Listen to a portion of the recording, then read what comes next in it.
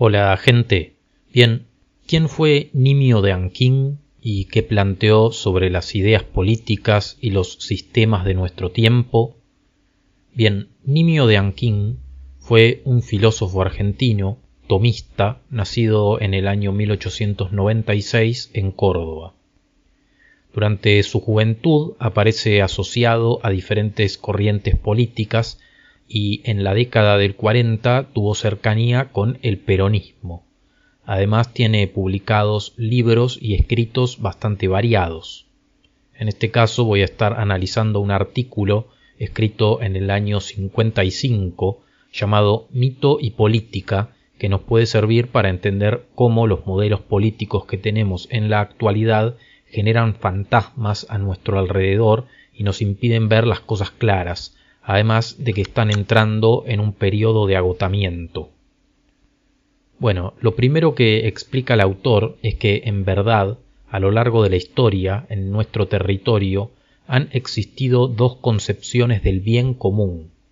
A la primera se la podría considerar trascendente y tomista, ya que está basada en la filosofía de Tomás de Aquino y haría referencia a buscar el bien común ordenándose a Dios, intentando organizar nuestra vida en la tierra de cara a esa causa primordial. Así es como en esa sociedad la justicia, nuestra conducta, el trabajo o incluso nuestros pasatiempos se ven determinados por esa búsqueda de lo elevado. La segunda concepción del bien común podríamos titularla inmanente en lugar de trascendente, ya que está mucho más relacionada e intenta justificarse con lo que es de este plano, o como también se suele decir, con lo que es de este mundo. Desde esa concepción buscamos sobre todo bienestar social, oportunidades, orden, prosperidad o justicia, no tanto porque creamos que así orientamos nuestra forma de vivir hacia Dios, sino porque esos valores nos resultan más eficientes o más cómodos. A estas dos concepciones del bien común las relaciona con el Estado cristiano y con el Estado griego respectivamente. El Estado de tipo griego estaría más presente a lo largo de la historia porque está mucho más relacionado con aspectos de nuestra naturaleza más básica, mientras que el cristiano, al ser más elevado, ha sido contingente y de hecho a día de hoy ya no existe más. Queda claro entonces que en nuestro actual estado inmanente nuestras sociedades fueron descristianizadas y ese ideal de un bien común trascendente casi que no tiene presencia alguna. Las instituciones fueron rediseñándose para funcionar de acuerdo a esa manera inmanente. Y en definitiva todo esto es característica de la llamada modernidad, en donde el vínculo con lo sobrenatural no es que esté prohibido, pero sí está sumamente relajado. El propio autor cita a otra fuente diciendo literalmente: el hombre está solo y solitario y Dios con los ángeles y los gorriones.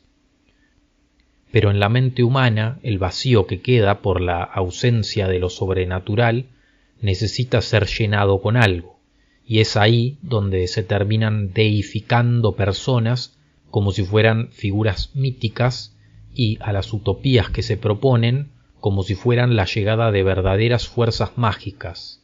Se empieza a estar bajo los efectos de una estúpida credulidad. El primer problema que el autor identifica por el cual pasa esto es la negativa de reconocer los ciclos de vida que tienen los regímenes y los sistemas políticos. Todos ellos se corrompen, dice literalmente. Creer que hay formas políticas incorruptibles es mitología, o sea, se están creando monstruos políticos, fantasmas. Por toda la expectativa que se deposita en ellos, además de la identificación personal que muchas veces se crea con esas líneas de pensamiento, no es raro que la superstición, el fanatismo y hasta la crueldad aparezcan en escena. Estaríamos en presencia de una pseudo-religión de contenido idolátrico. Ese tipo de visiones va entonces totalmente en contra del concepto de bien común de tipo cristiano que mencionamos en el comienzo del video, porque a diferencia de ese bien común, lo que surge es una forma de sacrificar la historia, la nación y la tradición a sistemas teóricos. En verdad, lo que realmente se empieza a pensar en esos círculos es que son los sistemas teóricos los que son reales. Por ejemplo, dependiendo las facciones, se habla de democracia, república, liberalismo, socialismo y demás, y las naciones, en todo caso, sobreviven como medios para llevar a cabo esos sistemas de la forma más perfeccionada posible. La gente se quita la camiseta histórica de su tradición, que sobrevive en su nación, y se pone la camiseta de un sistema teórico.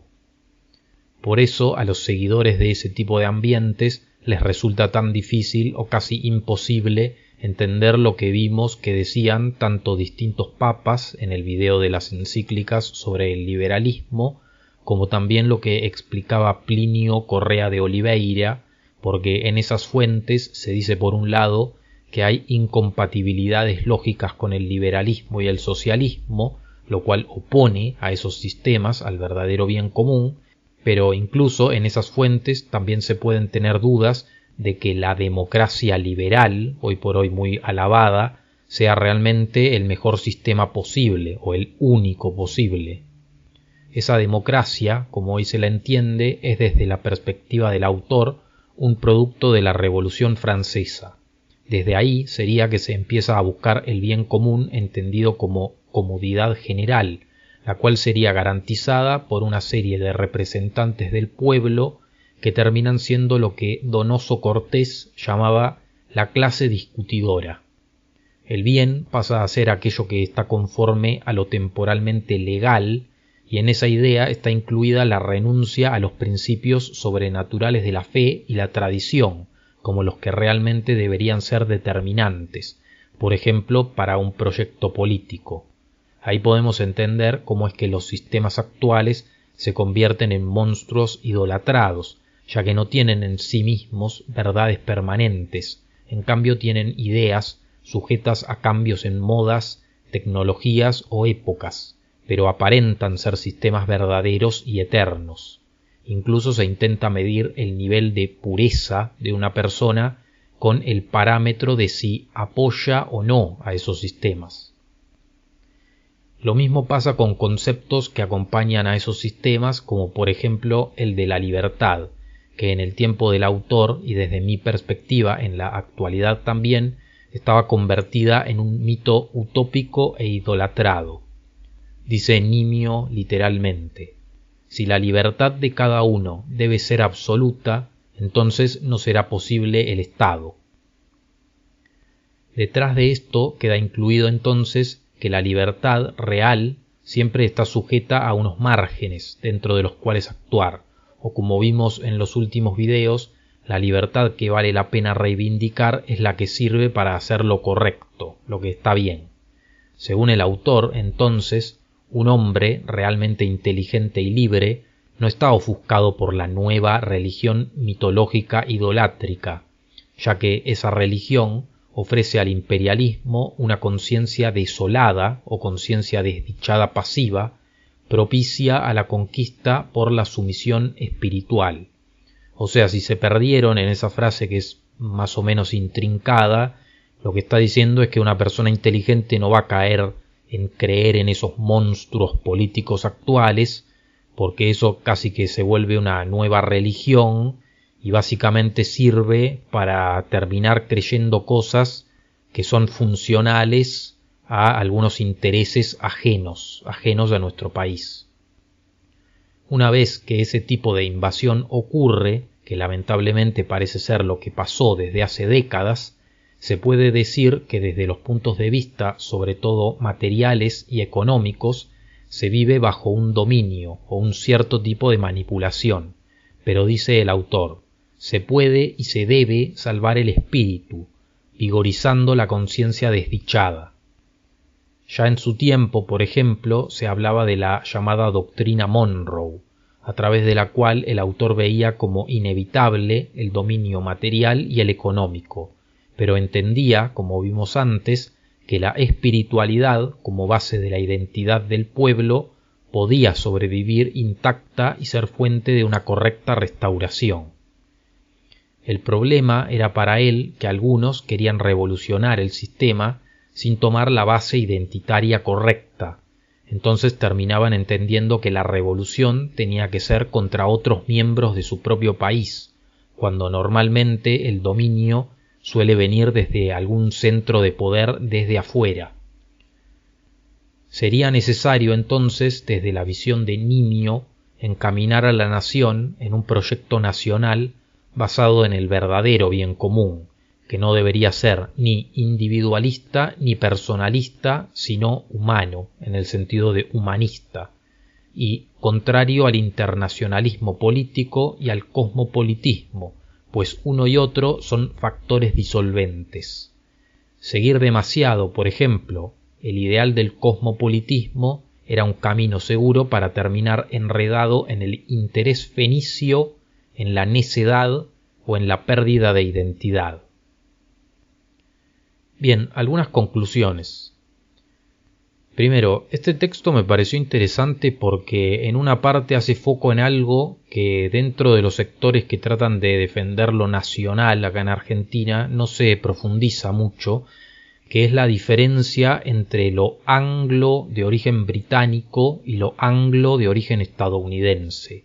Muchas veces se habla de eso así como si fuera todo lo mismo, y por ahí conviene profundizar para ver cuáles son las diferencias entre un modo de hacer las cosas y el otro, y entre una época y la época del otro bando. Por otro lado, este texto es interesante porque creo que aplica para lo que viene pasando acá en Argentina, por lo menos como desde el año 2010 en adelante, que todo se volvió mucho más apasionado alrededor de la política, y esa idea de la idolatría hacia algunas ideas políticas que son como fantasmas la veo muy presente, pero también al mismo tiempo se explica que eso puede tener consecuencias negativas.